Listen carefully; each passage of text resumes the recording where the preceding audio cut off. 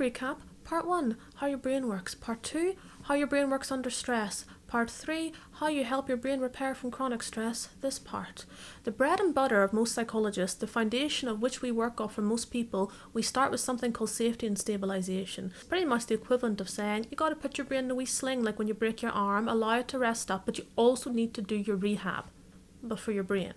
Safety and stabilisation. Now, it's not the most exciting thing on the planet, but your brain loves it. And one of the biggest things we tell people to start with is routines. Sleep routines, mealtime routines, because your brain and body do so much organising around your routines. You ever notice how you wake up before your alarm? Yeah.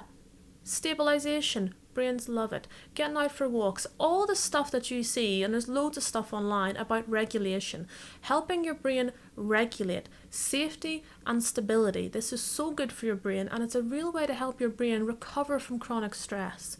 Safety can be a wee bit more complicated because a lot of times people get chronically stressed. It's because they have underlying rule systems in their head that produces a good bit of threat in the brain. Now that one's a wee bit more complicated, and I'm not going to attempt to solve the complexity of the human brain in a 2-minute video about it, but quite often this is about people beating themselves up. People are very hard on themselves in some way. So often where therapy can be helpful with things like this and figuring all this out. The general rule when you're chronically stressed, safety and stabilisation for the brain just helps that brain recover. Just something to think about.